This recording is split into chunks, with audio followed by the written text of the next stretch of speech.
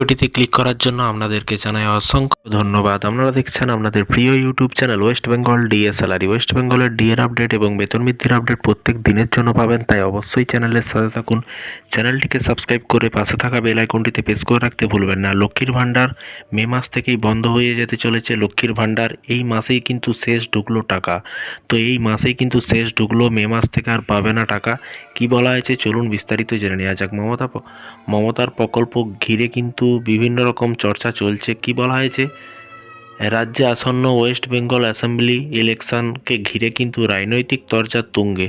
তারই মাঝে কিন্তু সবচেয়ে বেশি আলোচনা হয়ে উঠেছে মহিলাদের আর্থিক সহায়তা প্রকল্প লক্ষ্মীর ভাণ্ডার।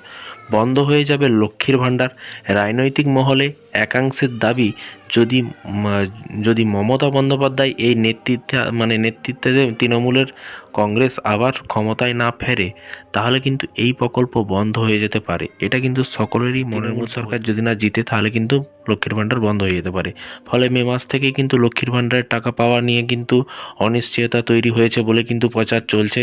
তবে এই প্রসঙ্গে এখনও কিন্তু কোনো কথা বলেনি বাংলার মুখ্যমন্ত্রী মমতা বন্দ্যোপাধ্যায়। বর্তমানে এই প্রকল্পে কি বলা হয়েছে, এখানে বলা হয়েছে দেখতেই পাচ্ছেন, সাধারণত শ্রেণীর মহিলারা পান কিন্তু প্রতি মাসে 1500 টাকা, এবং তফসিল জাতি ও জনজাতির SC/ST মহিলারা পান কিন্তু প্রতি মাসে 1000 টাকা। এই আর্থিক সহায়তা লক্ষ লক্ষ পরিবারের জন্য গুরুত্বপূর্ণ কিন্তু হয়ে উঠেছে।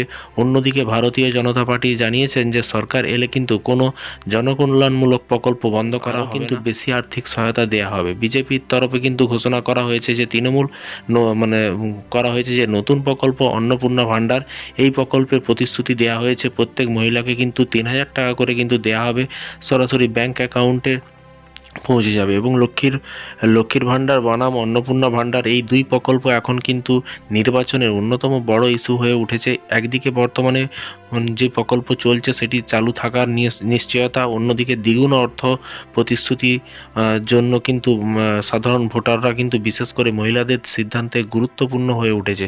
তারা কি করবে, 3000 টাকা নেবে না যেই প্রকল্প চলছে সেটাই থাকবে। এটাই নিয়ে একটা মহিলাদের এবং একটা দ্বন্দ্ব বা একটা মনের মধ্যে একটা কনফিউজ আসছে। এবং রাজনৈতিক বিশ্লেষকদের মতে কিন্তু এই ধরনের আর্থিক সহায়তা প্রকল্প সরাসরি ভোট ব্যাংকে প্রভাব ফেলে। তাই নির্বাচনের আগে কিন্তু এই ইস্যুকে কিন্তু কেন্দ্র করে প্রচার আরও কিন্তু তীব্র হবে বলেও কিন্তু মনে করা হচ্ছে। তো ফ্রেন্ডস, বিষয়টি বুঝতে পারছেন। এই ছিল আজ ভাণ্ডারের প্রকল্পে।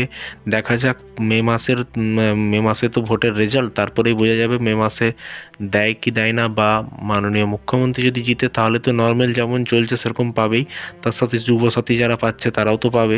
কিন্তু এবার সেই সব প্রকল্পগুলো আদৌ পাবে কি পাবে না, অন্য সরকার আসলে, সেই সব নিয়েই কিন্তু দুশ্চিন্তা, এবং সেই সব নিয়ে কিন্তু একটা খুব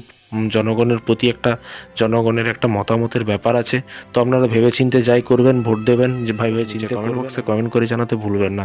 ভিডিওটি ভালো লাগলে একটি লাইক করবেন। এই ধরনের আপডেট পেতে চ্যানেলটিকে সাবস্ক্রাইব করে রাখুন পরবর্তী নতুন আপডেট পাওয়ার জন্য। ভালো থাকবেন, সুস্থ থাকবেন এবং নিজের খেয়াল রাখবেন। Thank you.